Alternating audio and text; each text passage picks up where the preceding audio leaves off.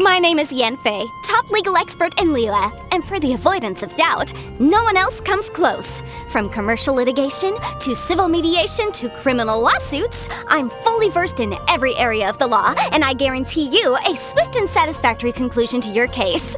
My contact details? Where should I write this down? Paper will just get lost, and it'll only rub off if I write it on the back of your hand, so... Aha! I know! I'll just write it here on the close of this... whatever this thing is that follows you around. I'll remind you again. The law can be both a help and a hindrance. Sometimes the law is compatible with human nature, but sometimes the two conflict. Balancing the two is a discipline in its own right. The case before us is a strange and unprecedented one indeed. Rain! Oh, Lord of Geo, please do us a favor and clear this up at your earliest convenience. I submit that we cannot afford for the codices to get damp. What kind of injurious weather is this? It's cold. Achoo! This weather's got me in the mood for reciting some laws. Let's see. Commercial Law of Liyue, Chapter 27, Section 6, Article 3 stipulates that... Wait, what was it? Oh my goodness, I've completely forgotten. What is wrong with me today? I have to head out this morning to meet a client about a creditor dispute, but I also have to follow up on a consultation from last week by noon.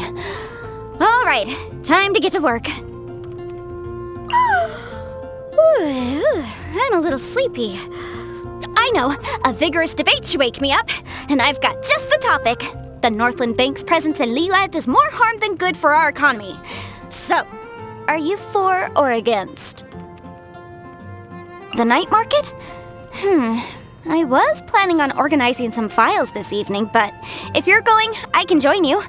Oh, I should mention, lots of vendors go for the hard sell in the evenings because they want to be able to start with fresh produce the next day, but also don't want to lose profit on what they have left today. So, leave the negotiating to me, and if you have any leftovers, those can be my fee. Need a cure for insomnia?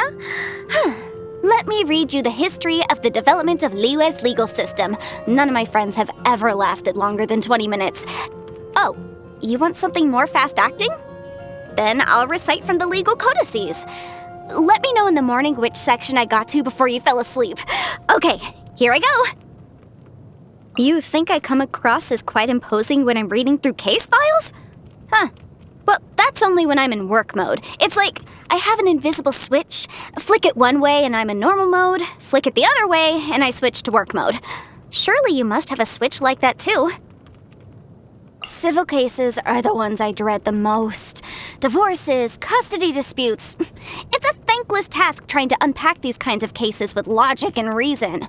You have to be kind, courteous, and patient with your clients, even though half the time they are completely incapable of participating in a constructive discussion.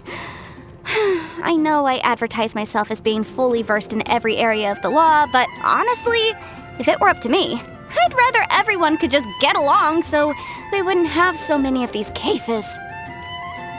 You want legal advice from me? Sure.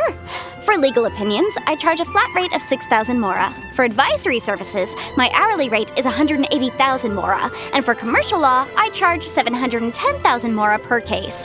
Final put and commission rate depending on the details of your case. Not a bad deal, right? If you're concerned about what kind of complicated issues you might get tied up in during your travels, your best bet is to bring someone with you who knows and understands the law. Someone like me, for example, whose expertise goes beyond just the law of Liyue. Well, actually, having said that, Fontaine's law is notoriously complicated. Though, with my level of intelligence, getting acquainted with it should be no problem. Anyway, my point is, you can always rely on me. Visions appear in response to strong desire. So as someone with ideals, it's only natural that I should have received one. Because above all, I wish for all people to live honest lives and abide by the law. But some people will always insist on playing by their own rules and causing havoc for everyone else. Those people can expect to be prosecuted so hard, they won't know what hit them. This steelyard balance was a gift from my father. It weighs objects to determine their value. I usually use Mora for the weight, but it can only give the original price. For example, 1,000 years ago, Liyue was covered in glaze lilies, and they weren't worth anything in monetary terms. Then, when they suddenly declined a number, the price shot up in response, but the value shown by the steelyard wasn't updated. It still shows them as their original value. In other words, dirt cheap. So, most of the time, this isn't a very useful tool for work purposes. Huh? You want to try weighing something? How about we could weigh your little friend here? Will that do? I have a self-defense method that I call Wrath of the Flame, based on a punishment called the Wrath of the Rock, which is detailed in the ancient work, The Comprehensive Compendium of Liyue Law. The Lord of Geo is the god of contracts, and contracts, too, can be seen as a way of restraining people. Ergo, Liyue Harbor has been the city of contracts since time immemorial. The Historia Naturalis Liyue has an entry about a waterborne plant called the horsetail. It claims that the horsetail is a medicinal herb that stands alone on the banks of Dihua Marsh. Its color is that of the clouds at sunset. Apparently, if you grind it into a powder and mix it into your ink, it makes your writing water-resistant. But it's a shame. I've been to Dihua Marsh at least 100 times, and each time I end up with baskets and baskets of the common purple variety, but not a single one of the kind that the book describes. I heard that little herb gatherer has written out a whole set of behavioral rules for herself. She may be small, but boy, has she got her head screwed on. She's definitely destined for greatness. The young of today shall outperform us tomorrow, as they say. I must admit, she has my respect. Ganyu is kind and thoughtful. It's just a shame she's so busy all the time. Most of the time, she's buried in an endless pile of paperwork, the only exception being her nap at noon. Don't get me wrong, I have to put in some hours at work too, but I'm happy with the job I've chosen, and it's certainly a lot less taxing than hers. The Feiyun Commerce Guild is one of my oldest clients. Their approach to business is meticulous and thorough, and every business meeting I've had with them has always been attended by the head of the house himself. Last time, though, I happened to meet their youngest, Xingqiu. To my complete surprise, the lad had no trouble whatsoever keeping up with my train of thought. He was very eloquent, too, and had excellent manners. Definitely not a simpleton. I always hear people saying that the director of the Wangsheng funeral parlor has an unorthodox approach to business. They think she's gone a little non-compos mentis after being in the funeral business so long. What are these people talking about? The Wangsheng funeral parlor provides a legitimate and necessary service, which is the cornerstone of any successful enterprise. Work is just work.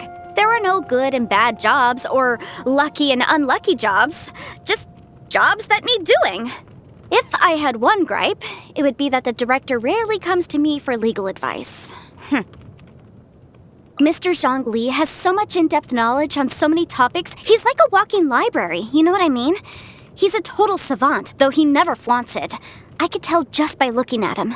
People like him rarely shy away from taking on complex problems alone, so in my estimation, he's certainly not a potential client. And yet, somehow, I can't help but think I know him from somewhere. It's hard to describe the feeling. I asked my father about it, and he just said something to the effect of he didn't know either, though he seemed a little evasive. It was so strange. Anyway, makes me wonder if my father is hiding something from me. All right then, if he won't tell me what's going on, I'll just have to find out for myself. You must have heard of the Tianquan Ningguang. She's the highest authority where the law is concerned, and often makes amendments to the legal codices. Every round of additions, retractions, and revisions generates mountains of material.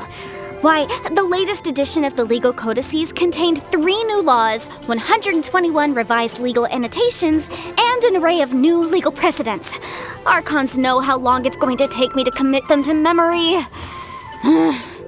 Still, she's a businesswoman at heart. I'm not about to let her beat me when it comes to the law. Once I finish memorizing these, I need to step up my productivity. The Yuheng doesn't deal with matters of the law, and thank goodness. Knowing Keqing's attitude toward work and ruthless efficiency, I'd end up losing a lot of work. Although, No, surely it wouldn't come to that. She's a stickler for doing things the right way. No doubt she'd offend people. But if she had someone like me as her legal assistant, no way. Why should an eminent legal expert such as myself be relegated to the role of assistant? If she needs legal counsel, she can come and find me. Eula saved me once, and we've kept up correspondence ever since. She's very familiar with the Knights of Favonius' legislation, but has never been one to be bound by convention. She uses cunning logic to deal with problems flexibly. Perhaps the reason we get along so easily is that I'm a similar type myself. Still, I'll never acquire that carefree spirit of hers. We are in very different professions after all. A client? Very pleased to meet you. Here's my card. I'm afraid I can't leave my desk today. If it's a dispute we're dealing with, then please bring the relevant parties here to see me. Let me just give you a breakdown of my fees. One moment. Huh? You came just to chat? No fee necessary then. So just to clarify, you came to chat as friends with a legal expert that you've never met before. Care to explain? These antlers? Oh, well, my father is an adeptus, so I have adeptus blood myself. Still, I was born during peacetime here in Liyue. I never signed a contract with Rex Lapis. Naturally, I don't have to concern myself with adeptal affairs. I'm free to focus on the life I want to live. Works for me. Contracts of that magnitude, lifelong commitments? I've only ever signed one with my father. It's about living happily, I suppose. That's the kind of person he is. I'm proud of him for that. If he'd wanted me to sign a different contract, say, one about working myself into the ground, or stepping on others to achieve success, I would have ran away by now. Sometimes the commercial disputes I handle don't end very pleasantly. The other party might win compensation way in excess of the damages, or pay damages far exceeding the costs. Such is the price of violating a contract. Some people say I'm pretty terrifying. Others try to avoid me altogether. But I don't need to explain myself to anyone. Since the very beginning, the welfare of Liyue has been my primary concern. Think about it. The origin of disputes can be traced back to the violation of contracts. People are a lot less likely to violate contracts when they see the fallout. Making sure that people realize the importance of contracts is a crucial part of my work. Most of the time, I feel that I have a happy and laid-back existence. I have a successful career, clothes on my back, and the freedom to go wherever I please. I've also got quite a way with words. Nobody can beat me in a debate, and yet there is no law or standard that can define a happy life. For me, interesting people and engaging affairs, knowing where to go and which path to choose, these are all enough to bring me happiness. And on that note, you too are a source of happiness for me. In any case, whatever the life you live, the most important thing is to respect and understand the law.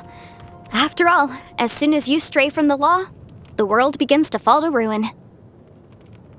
My hobbies are reading and appraisal. Reading begets knowledge, appraisal improves judgment. As such, I read everything and appraise anything. If you don't believe me, bring something over sometime.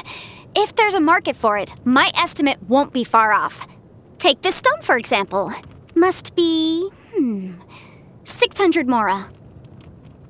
My friends from the communications office often get me to go fishing with them. They say it's to exchange angling tips, but deep down, everyone's keen to show off. I've gotten the better of everyone 100 different ways, but they continue to scrutinize my business. After so much success, it's gotten a little embarrassing. So every time, I end up taking advantage of my ingenious acting skills to make myself seem humble, you know? What's with the face? Are you doubting me?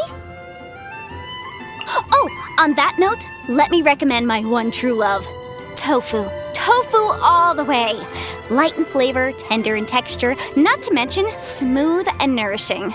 It goes well with all manner of soups and dishes, and more importantly, it's available throughout the seasons. Beauty over complexity. Tofu dishes are my kind of flavor. I don't like cold dishes. Maybe it's because I rarely eat them. When I would get home late, my father used to keep a lantern lit for me. He'd hear me coming and ask me if I was hungry. In his words, The best dishes are served hot.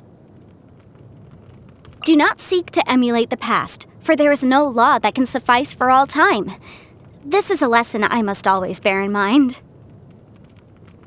Only by adhering to the law can the people solve life's myriad of problems. Studying the law allows one to have grounded conversations, whilst learning martial arts allows one to prevail against groundless violence. Hey, wait a minute. Does this count as martial arts? Well, I guess I've mastered both the pen and the sword. I've been lucky to have you with me through to the end of my training. Compensation? A 24-hour specialist personal advisor? Sounds good, but no haggling.